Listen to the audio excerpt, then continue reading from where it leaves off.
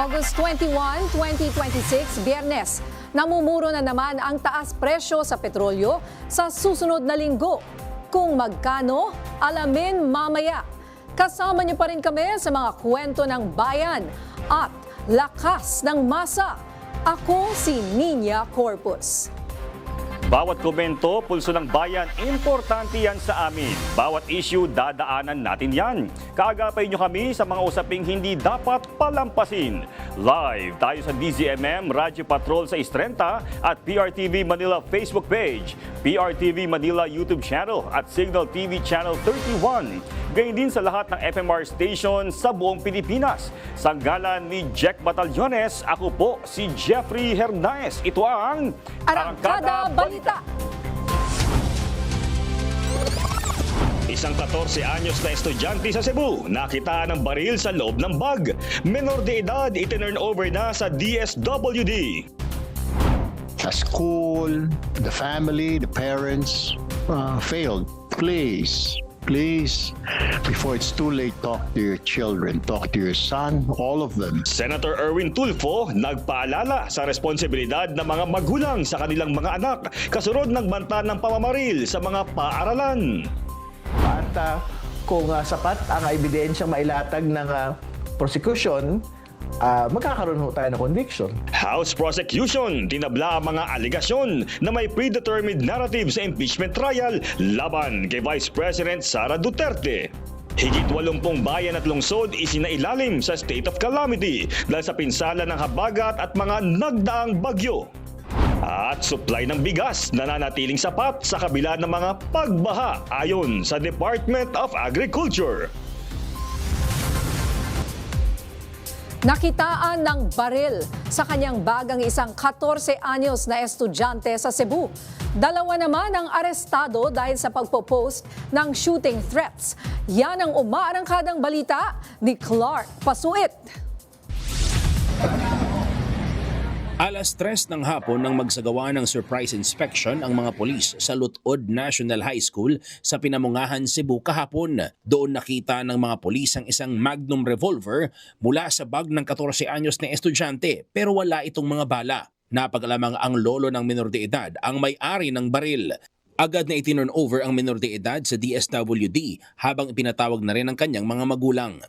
Samantala, dalawang lalaki naman ang arestado matapos mag-post sa social media ng shooting threat sa mga paaralan. Sa bayan ng Camotes, arestado ang 21 anyos na lalaking kinilalang si alias Glenn matapos magpadala ng mensahe sa Facebook Messenger ng shooting threat sa mga mag-aaral ng Bantayan National High School kahapon. Sa Cebu City naman, kalaboso ang isang 20 anyos na lalaki matapos magbanta ng pamamaril sa San Carlos University sa kanyang TikTok live. Kamuang. Ano sa maka-joker ka? Kanang bugal-bugalon ka? Ano sa may mga paladig? Oo, nga na, murag na ho. Kung ato pa lang ko sa una, bugal-bugalon dito ko. So, wala yung kay plano unta? Wala. Wala dito intention nga bato na o yun sa baka. Paliwanag niya, wala siyang intensyon na makaabala at nagbibiro lamang siya. Paalala ng mga otoridad, maharap sa kaso ang mga taong gagawa ng kahit na anong pagbabanta. Mula sa Cebu, Clark Pasuit ng PRTV News, nagseserbisyo para sa Pilipino. Agad tumugon ang pulisya matapos magbantang mamaril ang isang estudyante sa Cananga National High School sa Cananga, Leyte. May umaarangkadang balita si Sylvia Abadingo.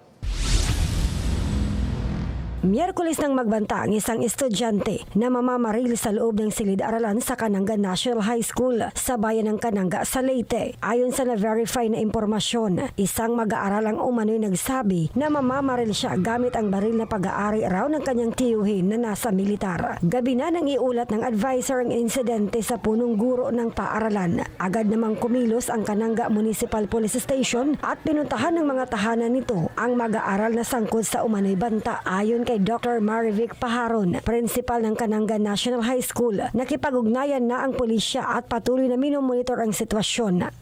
I-verify nato kung unsay atong nahibawan ng mga balita nga dili maayo. So wala ni akong kuan nga ang eskwelahan wala gyud nagpatag, wala gyud nag take gyud ta og action ani.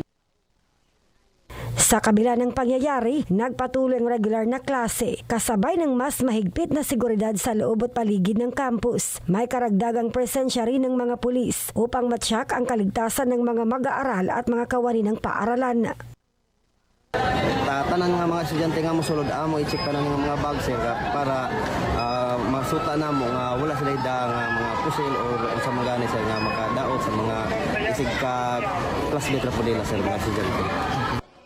Umapila rin ang pulisya sa mga mag-aaral na iwasan ang pambubuli at maging maingat sa mga salitang binibitawan kahit ito itinuturing lamang na biro dahil maaari itong magdulot ng takot at alarma. Hinikayat naman ang mga mag-aaral, magulang at guro na manatiling mapagmatsyag at agad iulat sa mga otoridad ang anumang kahinahinalang pangyayari o banta. Patuloy namang minomonitor ng paaralan at kapulisan ang sitwasyon habang ipinagpapatuloy ang normal na klase sa Kananga National High School. Mula dito sa Tacloban City, Sylvia Abadingo para sa PRTV News, nagsiservisyo para sa Pilipino. Binusisi ng Senate Committee on Women and Children ang nangyaring pamamaril sa Ateneo de Zamboanga. Layo nilang makabuo ng mga hakbang para masigurong hindi na mauulit ang ganitong karahasan sa paaralan. Yan ang umaarangkadang balita ni Angela Babad. Sumalang sa pagdinig ng Senate Committee on Women and Children na pinangunahan ni Senator Risa Ontiveros ang mga pangyayari noong umaga ng August 18 sa isang paaralan sa Zamboanga. Binigyang diin din sa pagdinig ang kahalagahan ng responsibilidad ng mga magulang at ng lipunan sa mga kabataan. I think hindi lang po the school failed, everybody failed. The school, the family, the parents failed. Please, before it's too late, talk to your children, talk to your son, all of them, because we'll never know. Batay sa investigasyon, 7:44 ng umaga nang dumating ang sospek sa paaralan, lula ng pribadong sasakyan, kasama ang kanyang driver at kapatid. Sabay umanong bumaba ang magkapatid, pero habang dumaan sa karaniwang security check ang kapatid nito, pumasok naman sa ramp ang sospek kaya hindi ito na-inspect. Ayon kay Zamboanga City Police Office Director Colonel Fidel Fortaleza Jr., ang planadong pag-iwas sa security check ng sospek ay isa umanong malinaw na indikasyon ng kanyang motibo.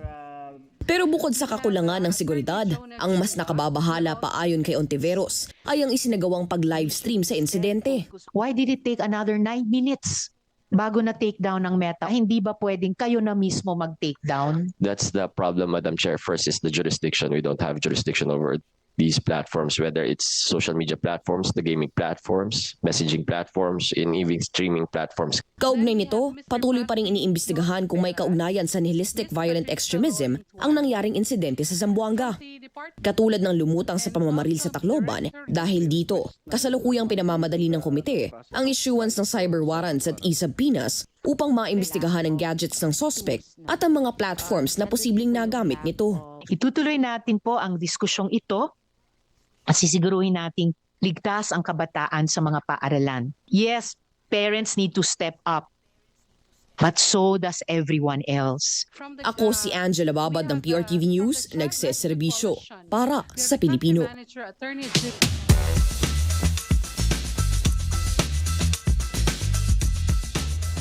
Nanawagan ang DILG sa Kongreso na higpitan ang mga batas sa paggamit ng baril sa bansa.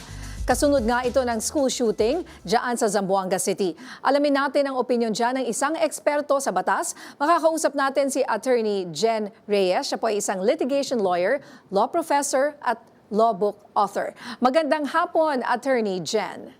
Magandang hapon.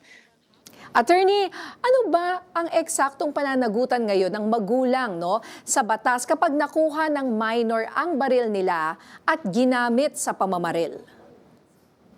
Well, under the new civil code, may mga pananagutan ang mga magulang if nag-cause ng damage or injury ang mga menor de edad na anak, pero ang responsibilidad na ito ay civil lamang in nature.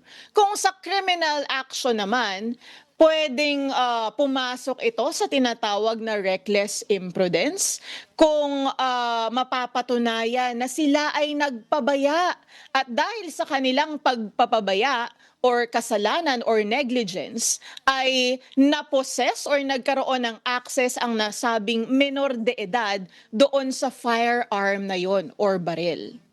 So, Attorney Jen, kung totoo nga na naiwan nung ama nung bata sa sasakyan daw, itong mga baril kaya nakuha nung bata, anong liability dito ng ama ng bata? Pwede ba siyang makulong dahil sa nangyaring ito? Or he can still get away with it kasi mahina nga ang ating batas?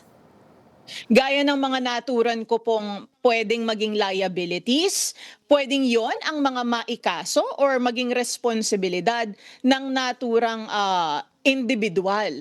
Pero ako po ay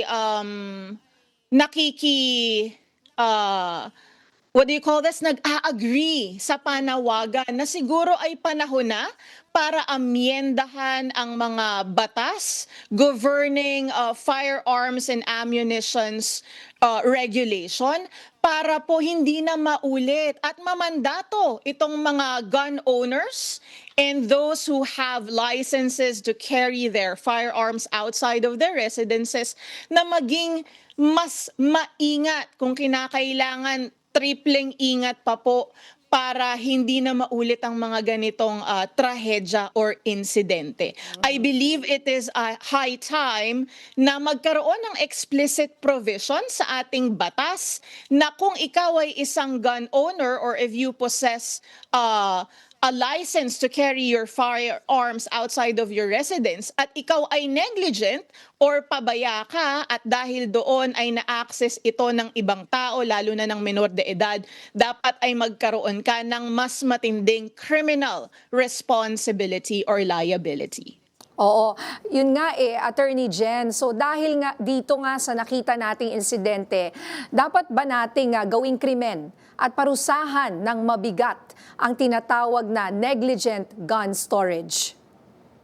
Para sa akin po, napapanahon na tama magkaroon ng explicit criminal provision kasi po under present law, specifically Republic Act 10591 na nag-amyenda sa ilang seksyon ng naunang batas or yung tinatawag nga nila na Robin Padilla Law or Republic Act 8294, walang explicit na provision under these particular laws na nagsasabi na ang isang negligent na nagmamay-ari or may lisensya to carry firearms ay may criminal responsibility kapag ito ay napasa kamay ng ibang tao, lalo na ng menor de edad.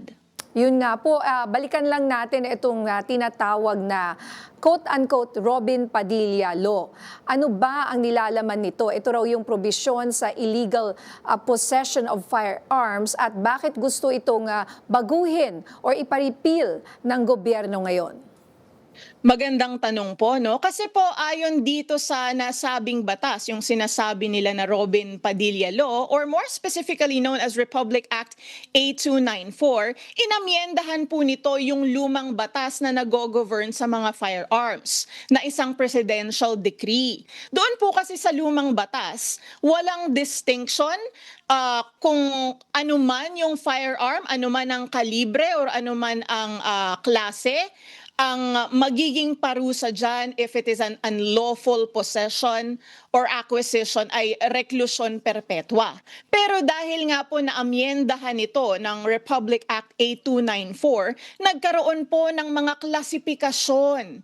Ibig sabihin, yung pagkakakulong or parusa sa isang tao who will unlawfully acquire or possess a firearm, nakadepende po yan doon sa klase ng firearm. So kung mahinang klase lamang or mababang klase, mababa lamang ang kulong.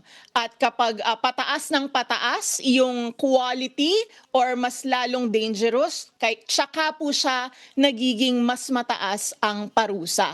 Kaya po nagkaroon or nagkakaroon ng patuloy na mga pagkakataon na tila baga hindi ito siniseryoso yata ng ilang mga tao dahil nga may mga ibang klasifikasyon na mababa lamang naman ang parusa.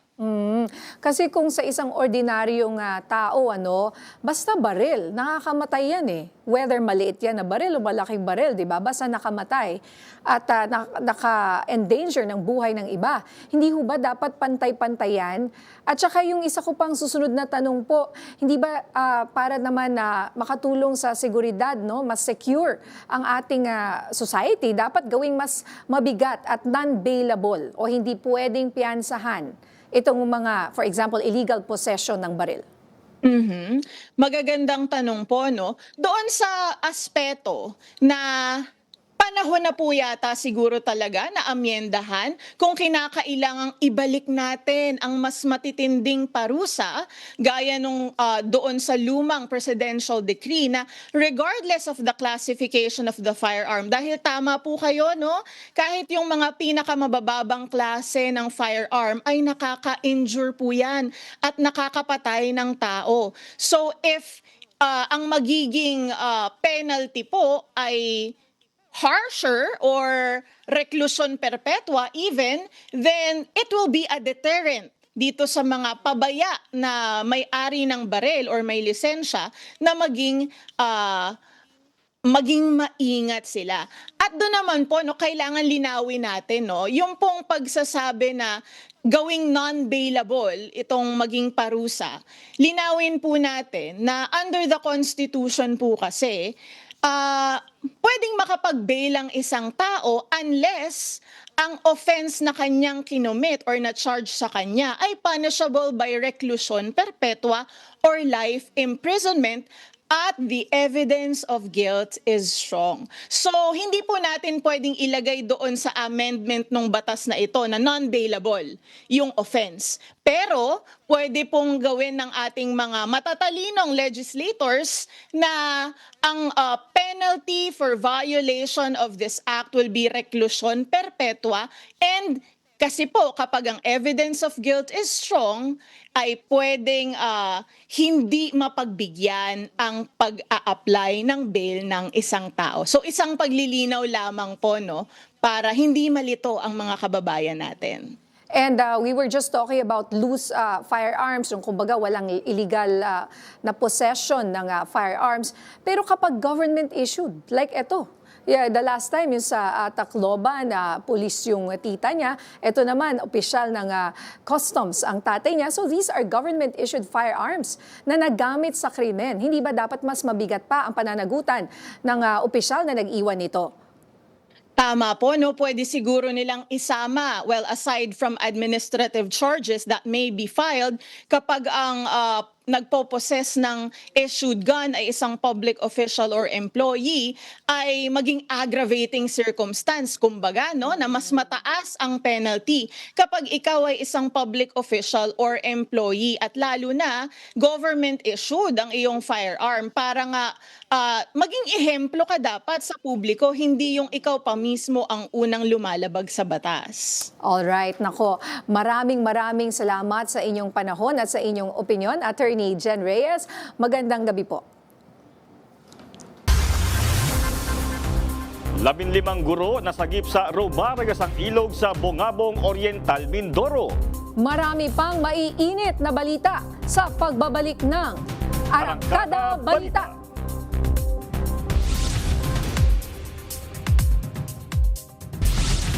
Kinontra ng House Prosecution ang mga batikos sa kanilang mga testigo at ang alegasyong meron daw predetermined narrative sa impeachment trial ni Vice President Sara Duterte. Yan ang umaarangkadang balita ni Mari Ocampo. Yung pong predetermined narrative na binabanggit, wala po itong batayan sa katotohanan, at magtutuloy po kami dito sa presentasyon po ng ebidensya para sa pagpapasya ng atin pong senator judges at ng atin pong mga kababayan. Ano yung resulta? Ito ang iginiit ni House Prosecutor at Bicol Saro Party List Congressman Terry Ridon kasunod ng aligasyon ni Davao City Congressman Paulo Pulong Duterte na may predetermined narrative na umano ang paglilitis. Para kay Ridon, walang batayan ang naturang aligasyon dahil kapwa binibigyan ng pagkakataon ng prosecution at defense na ilatag at questionin ang kani-kanilang ebidensya. I don't think it is accurate to even say na meron pong predetermined narrative. Nasa prosekusyon ang tungkuling maglatag ng sapat na ebidensya habang may pagkakataon naman ang depensa na sagutin ang mga alegasyon at magharap ng sarili nitong ebidensya. Pinabulaanan din niya ang puna ni dating Chief Presidential Legal Counsel Attorney Salvador Panelo na worthless at useless umano ang mga testigo ng prosekusyon. Maaari umanong hindi nasubaybayan ni Attorney Panelo ang buong paglilitis ayon kay Ridon. Una sa lahat, hindi ako sure kung aling bahagi po yung na-monitor niya kasi may panahon ho natulog siya eh. Doon sa kanyang araw-araw po na pagpunta sa paglilitis. Mahalagaan niya ang mga testimonya ng mga opisyal ng Commission on Audit at Office of the Vice President sa pagtalakay sa confidential funds. Kabilang dito ang testimonya ni dating OVP Special Disbursing Officer Gina Acosta na nagsabing iniutos ni VP Sara ang pag-turnover sa security officer na si Colonel Raymond Dante La Chica ng 125 million pesos confidential funds. Inaasahan din ng prosekusyon ang testimonya ng mga opisyal ng National Bureau of Investigation at Philippine Statistics Authority sa mga susunod na pagdinig. Bukod sa kalidad ng mga testigo, kinontra rin ni Ridon ang puna ni Panelo sa mabagal umanong pagtakbo ng impeachment trial, pati na rin ang pamumuno ni Senate Impeachment Court Presiding Judge Cheese Escudero. So, dapat hindi rin ho natin ito minamadali at we should allow all the parties, prosecution, defense, and even the senator judges to be able to state their case and to state their thoughts during the course of the proceedings. Ako, si Mari Ocampo ng PRTV News, nagseserbisyo para sa Pilipino. Iniimbestigahan na ng mga pulis ang kaso na mag-iinang natagpuang patay sa isang abandonadong sasakyan sa San Rafael, Bulacan. Live mula Bulacan, may umarangkadang balita si JM Pineda. JM. Yes, Jeffrey, ngayon nga ay nagsagawa itong Police Regional Office 3 ng reenactment kung saan pinakita nila yung mismong nangyari doon sa loob ng sasakyan kung saan natagpuan itong bangkay ng tatlong individual. At mahalaga nga daw ito, sabi ng PRO3, dahil ito yung mag-lead kung paano nila iimbestigahan at paano nila masusolusyonan o matitignan itong kaso ng tatlong bangkay doon sa loob ng sasakyan. Iilan na sasakyan lamang ang dumadaan sa kalsadang ito. Patalaib kasi at masukal ang lugar na bahagi ng Viola Highway na sakop ng Barangay Talaksan sa San Rafael, Bulacan. Ikinagulat ng mga residente sa lugar nang matagpuan ang sasakyang ito. Laman niya nang wala ng buhay na 31 anyos na babae kasama ang dalawang anak nito na edad 4 at 9 na taong gulang. Bihira umano daanan ng lugar kung saan mismo inabandona ang sasakyan at tanging mga magsasaka lamang ang nagpupunta rito. Kaninang madaling araw, August 21, nang makarating sa San Rafael Municipal Station ang balitang may silver na sasakyan na iniwanan sa isang lote sa Barangay Talaksan. Ang mismong mga taga-barangay na umano ang nag-report sa natagpo ang mga bangkay sa lugar.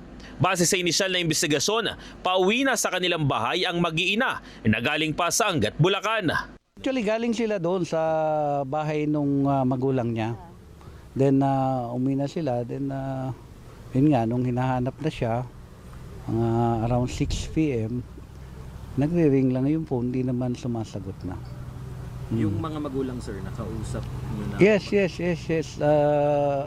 Merong naka-engage na mga pulis, nandun sila. Isinailalim na rin sa cross-matching at paraffin test ang lahat ng katawan na natagpuan sa loob ng sasakyan. Nagsagawa ngayong hapon ng reenactment ng PNP sa mismong pinangyarihan ng krimen at nakabase daw ito sa lumabas sa trajectory analysis na ginawa nila. Sabi ko nga, hindi pa to case closed. Ongoing pa rin yung investigation natin. Ine-exhaust lang natin lahat ng mga dapat gawin ng pag-iimbestiga. So para all areas will be covered. Wala pa rin daw pinal na konklusyon ng PNP sa motibo sa krimen dahil magbabatay pa sila sa mga magiging resulta ng iba pang test at analysis na isasagawa. May mga tao rin silang ipinatawag para makatulong sa investigasyon. Merong mga nakuha na tayong information na bine-verify pa natin. May mga leads na tayo. Pero lahat kasi ng anggulo kailangan nating i-check. Jeffrey, sa ngayon ay nakausap na rin ng PRO3 ang mga magulang nitong biktima dahil nga sila yung huling nakasama nitong mag-iina doon sa Angat, Bulacan kung saan nakatira nga yung pamilya nito.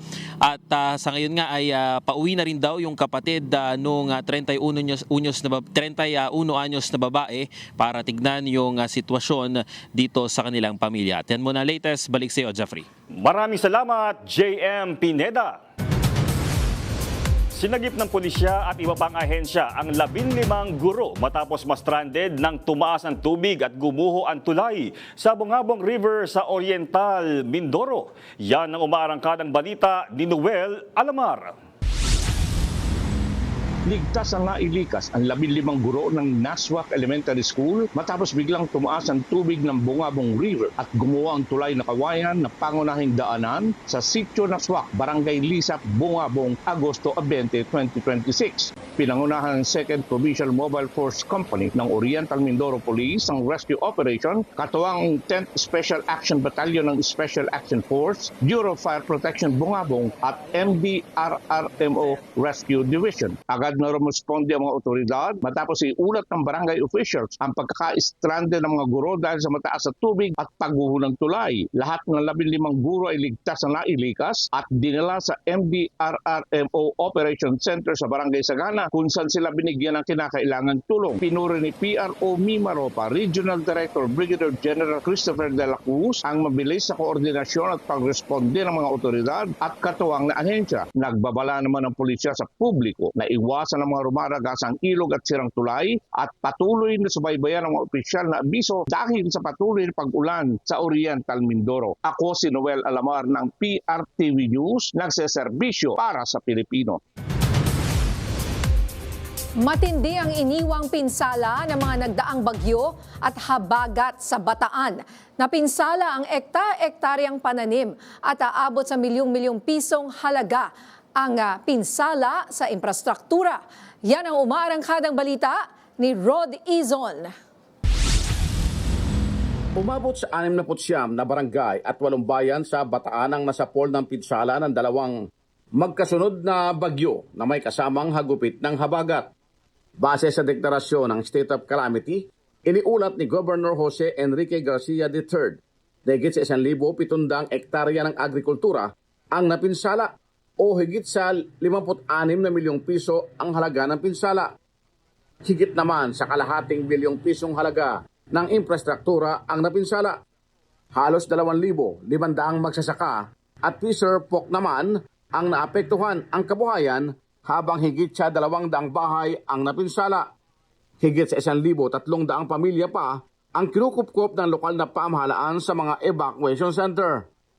Isinailalim kahapon sa State of Calamity ang buong lalawigan ng Bataan matapos ang matinding pinsalang inabot ng probinsya. Sa bisa ito ng Sangguniang Panlalawigan Resolution No. 365, Series of 2026, base sa rekomendasyon ni Governor Jose Enrique Garcia III bilang pinuno ng Provincial Disaster Risk Reduction and Management Council. Sa deklarasyon ng State of Calamity, mapabibilis ang pagbibigay ng ayuda at suporta sa mga sektor na naapektuhan ng kalamidad. Gayon din ang rehabilitasyon ng mga napinsalang komunidad. Mula sa FMR Northern Luzon, ako si Rod Izon ng PRTV News, nagseserbisyo para sa Pilipino. 88 bayan at lungsod ang inilagay sa state of calamity dahil sa pinsala ng habagat at mga bagyong Luis at Maymay.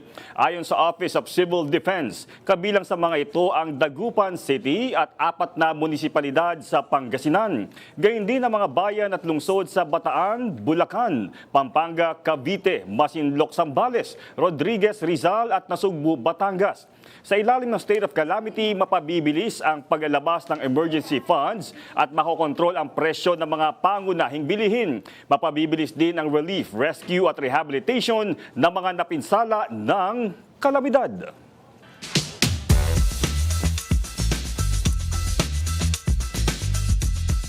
Sa punto pong ito, makausap natin ang Assistant Secretary at tagapagsalita ng Department of Social Welfare and Development na si ASEC Irene Dumlao. Magandang gabi po, ASEC.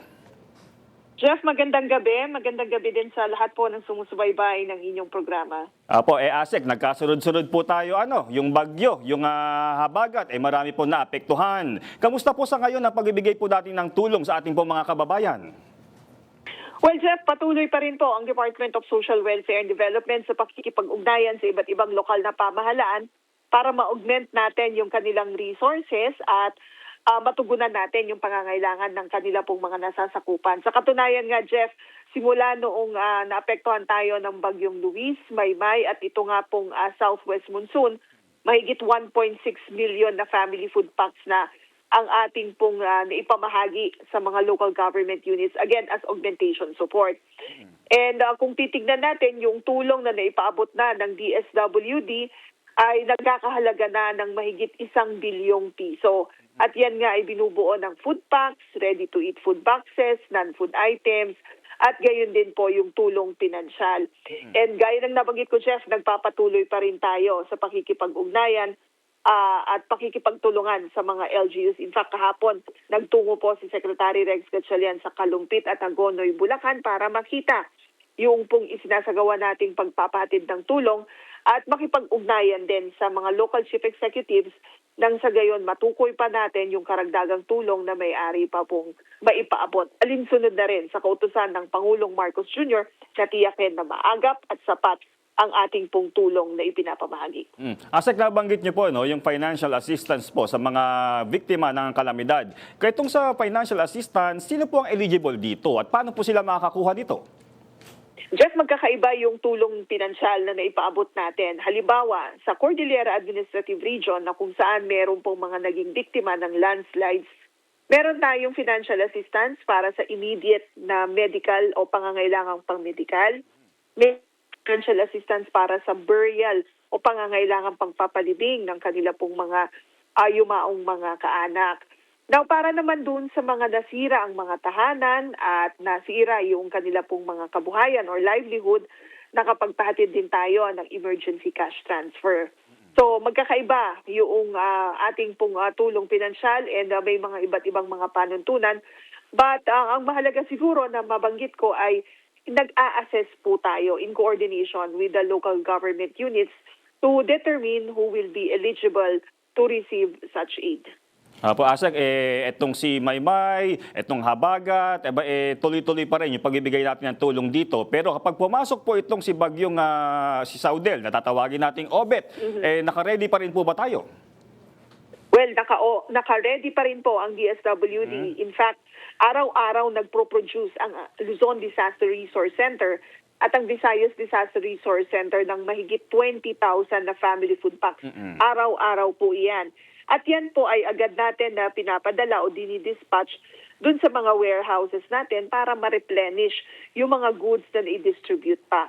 Na-i-distribute, I mean to say. But at present, meron pa tayong mahigit 3.7 million family food packs na naka-preposition sa iba't ibang warehouses natin nationwide. And in terms of readiness, handa po ang DSWD for any eventualities kasi kami naman po talagang tinitiyak namin na meron tayong sapat na stockpiles na naka-preposition sa iba't ibang bahagi ng ating bansa.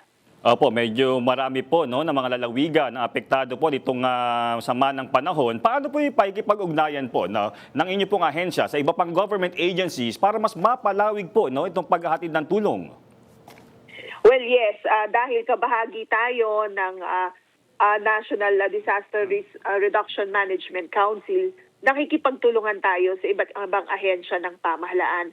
Bilang paghahanda, mahalaga yung impormasyon na kukuha natin sa pag-asa, gayon din sa ibang agencies of the government para matukoy natin ano yung mga areas na maaring maapektuhan ng patuloy na pag-uulan.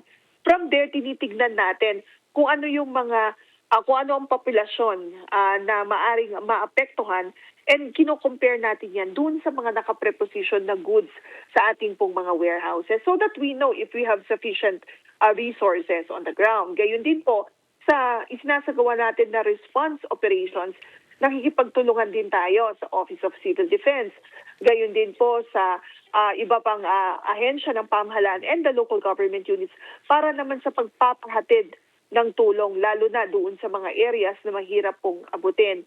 And of course, when we enter din naman yung recovery phase, nakikipagtulungan tayo sa agencies like the DSUD para dun sa shelter assistance naman and for other rehabilitation needs. So maganda po yung ating pakikipagtulungan doon sa council dahil talagang may mga sinusundan tayo ng mga parameters, ng mga standards, na guidelines para matiyak na coordinated, well-coordinated yung ating humanitarian assistance and disaster response. Opo, Asik, alam naman po natin na hindi po sa pagbibigay lamang nitong food packs tumitigil ang DSWD. Pero paano po yung plano naman? So recovery efforts, once medyo gumanda-ganda ang panahon, pero syempre yung mga pamilya na apektuhan, buwabangon pa lamang din. That's correct. Kaya kami po sa DSWD, hindi lamang po kami humihinto sa pagbibigay ng food and non-food items. Nabanggit ko kanina, meron tayong mga emergency cash transfers at yan ibinibigay natin kapag halimbawa ang isang LGU ay nagdeklara ng state of calamity. Trigger po yan sa amin to provide additional interventions and then ina-assess natin sino sa mga pamilya ang severely and slightly affected. Yung nasira yung kanilang mga tahanan, nawalan ng kabuhayan, para sila yung bigyan natin o bigyang prioridad ng tulong pinansyal. Kasi mahalaga po sa amin yung suportahan sila towards their recovery. So maaring magamit nila yung mga cash transfer para sa pagsasaayos ng tirahan, pagsasaayos ng mga nasirang kabuhayan, o pagtugon sa iba pang mga pangangailangan ng pamilya. Kasi flexible yung emergency cash transfer natin at it empowers yung mga disaster-affected families na i-prioritize yung kanila pong immediate na pangangailangan. So that's one of the interventions that's actually in our menu of services and yan po ay pag-uusapan natin with the local government units because again, kami sa DSWD, augmentation support.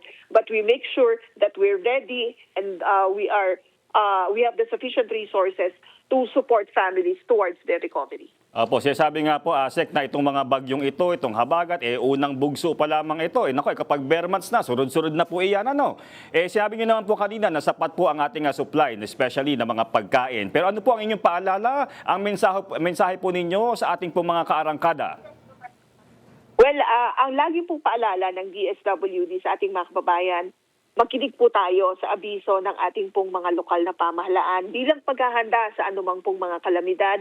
Mahalaga yung makinig tayo pag sinabing magsagawa ng preemptive evacuation o lumikas kayo dahil matinding pag-uulan ang mararanasan ng ating komunidad.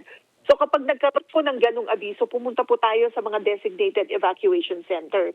Hindi nyo po kinakailangan mag-alala sa inyong gagamitin, kakainin, sapagkat nakahanda naman po ang DSWD na mag-provide ng augmentation support. And napag-uusapan ng augmentation support, mahalaga rin na makipag-ugnayan kayo sa inyong pong lokal na pamahalaan para sa maayos na distribusyon ng mga relief items. Again, mahalaga po na makinig tayo sa ating pong mga local officials para maayos po and well-coordinated din ang ating pong pagtulong.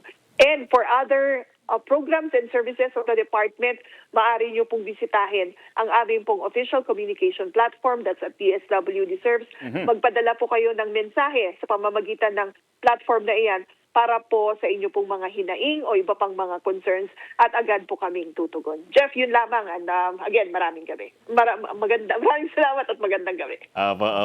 Maraming salamat po, Asik Irene Dumlao, tagapagsalita ng DSWD. Ginagawa na ng DPWH ang lubak-lubak na kalsadang nag-viral kamakailan sa Zapote River Drive sa Bacoor, Cavite. May umaarangkadang balita si Justin Ignacio. Wasak ang mags, bengkong, wasak ang shocks. Hindi lang basta lubak, ngunit tila moon craters kung ilarawan ng mga residente ang kalsadang ito sa Zapote River Drive sa Bacoor, Cavite. Kita sa viral video ang lubak-lubak na kalsada at ang dahan-dahang pagmamaneho ng mga motorista. Reklamo pa ng vlogger sa video, tumagas ang oil seal ng kanyang motor sa harap dahil sa lalim ng lubak.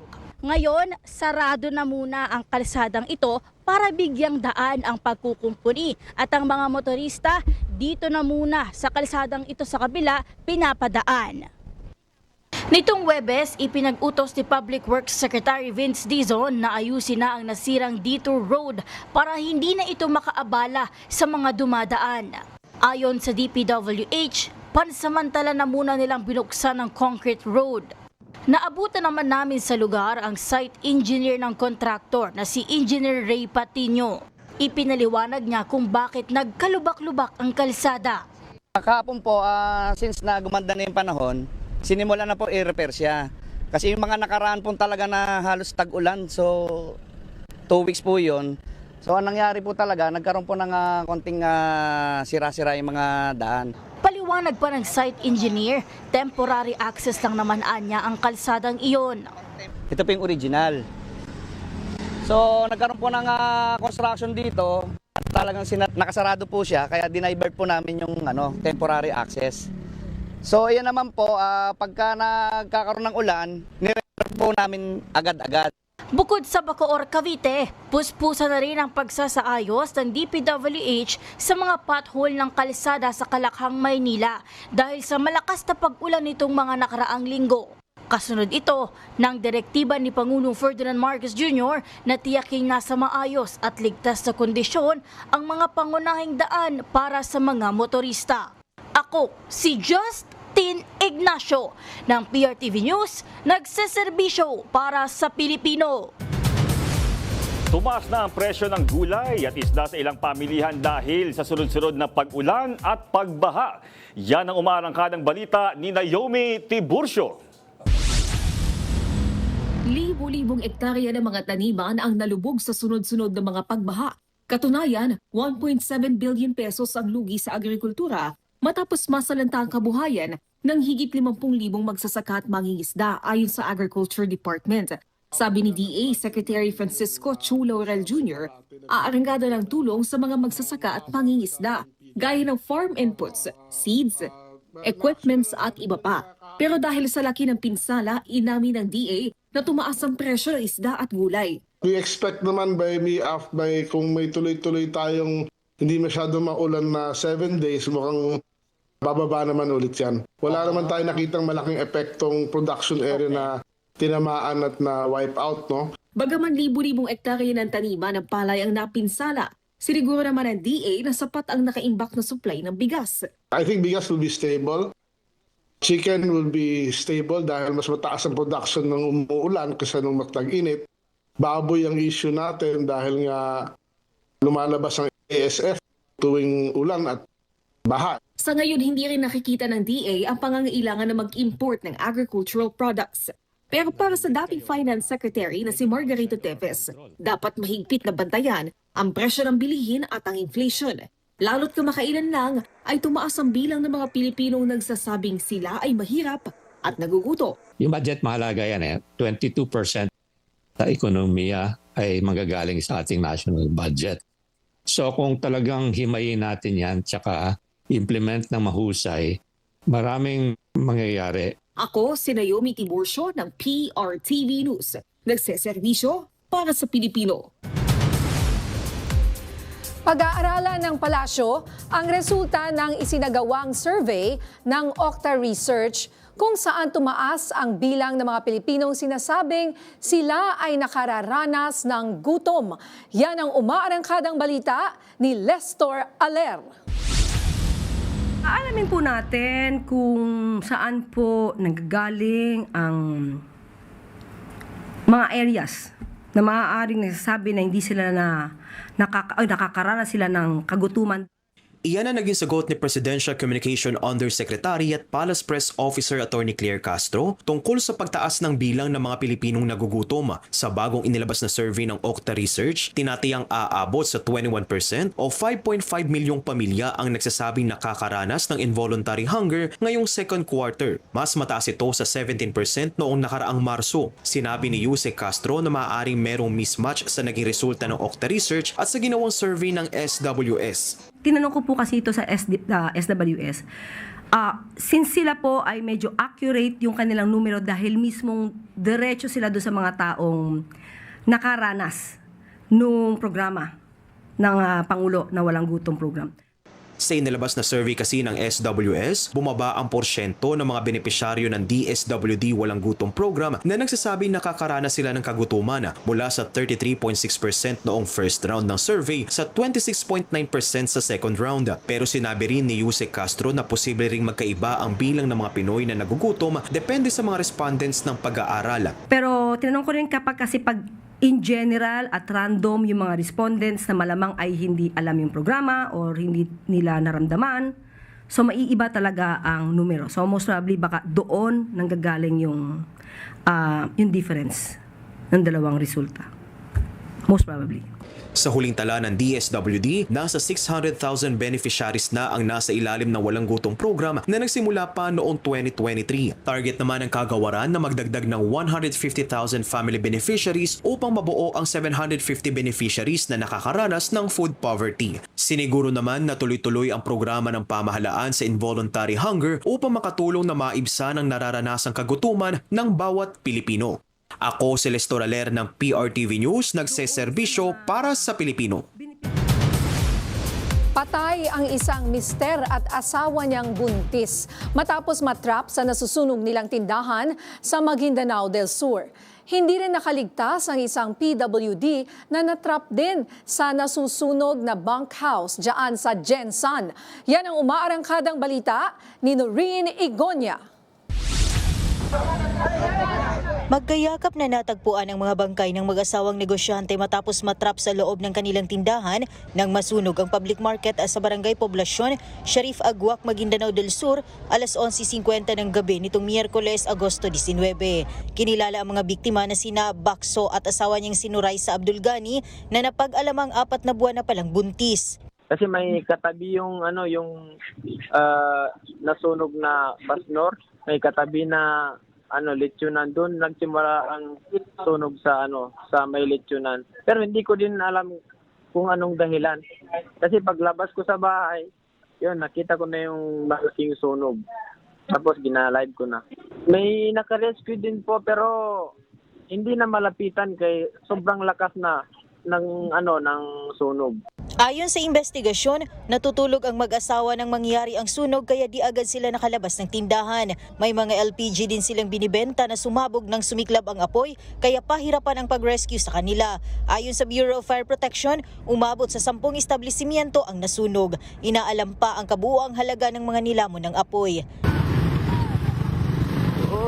Samantala, namatay naman ang isang PWD at kanyang kasama matapos ding matrap sa loob ng kanilang bunkhouse nang masunog ang fishing compound ng pinagtatrabaho ang fishing company sa Barangay Sigel, General Santos City nitong Lunes, Agosto 17. Ang mga biktima ay kinilalang si Jomer Zamora at isang alias Jimmy. Inaalam pa ng mga otoridad ang sanhi ng sunog.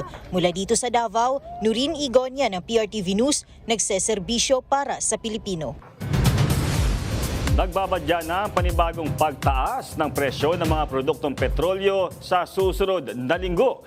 Sa ika-4 na araw ng trading sa world market, 2 pesos and 20 centavos na ang dagdag presyo sa kada litro ng diesel, 1 peso and 40 centavos sa gasolina at 1 peso and 50 centavos naman sa kerosene. Posible pang mabago ang presyo depende sa huling araw ng trading ngayong Biyernes. Dahil pa rin ito sa tensyon sa Middle East, gayon din ang paghina ng piso.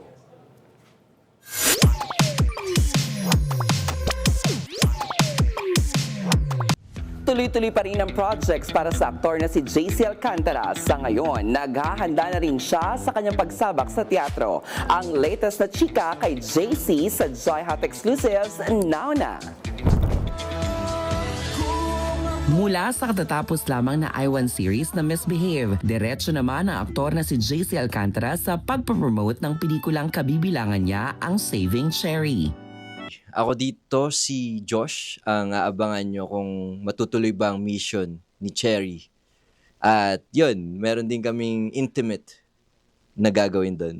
So yun yung aabangan nila sa Saving Cherry namin. Busy rin ang aktor sa paghahanda para sa kanyang pagsabak sa teatro na pinamagatang The Art of Breaking Up. Magpe-play din po ako sa teatro, doon sa PETA. Ang title po nun is The Art of Breaking Up. Ako po din si Dino. Sana po supportahan niyo po kami. At available na rin po yung tickets. This November 6 to December 6 po yun. Ibinahagi ni JC sa atin ang pakiramdam na sunod-sunod ang mga proyektong dumarating sa kanya. Sobrang overwhelmed, Mama Jai. Alam mo yan. Pinag-pray ko lahat to. Ito talaga yung gusto ko. Yung nag-work ka kahit pagod ka na. Kasi masaya ka pa rin kahit pagod ka na. Ikaw nag-asabi sa akin nun, work ka lang ng work, tanggap ka lang ng tanggap. Kwento pa nga ni JC, may time daw na pasuko na siya sa showbiz pero dinasal niya ang lahat ng mga natatanggap na proyekto ngayon. Sobrang grateful ako kasi grabe. Love is Never Gone, Hotel 88, and Misbehave. So ang dami nangyayari this year na pinagdasal ko lang last year. Yung time na nawawala na ako, na pasuko na ako, yung mga director at mga manager ko nagtiwala sa akin na hindi, paglalaban natin. At yan ang munang latest sa mundo ng showbiz. Ako po ang resident kaarangkada ninyo pagdating sa mga hottest and exclusive ganap sa mga paborito nyong artista. Ang nag-iisang beshi ng bayan para sa Joy Hot Exclusives. Balik sa inyo. Maraming salamat, Jai Ho. Uy, weekend na, partner. Weekend, pero Lunes, impeachment na naman. Tapos tataas ang presyo ng gasolina. Ang dami nangyayari, partner. Kaya, sige, weekend muna, no? Oo, pahinga konti. At yan ang mga umarangkadang balita ngayong araw. Ako si Nina Corpus. Sa ngalan ni Jack Batallones, ako po si Jeffrey Hernaez. Para hindi mahuli sa usapan, kapit lang hanggang sa susunod na Arangkada Balita.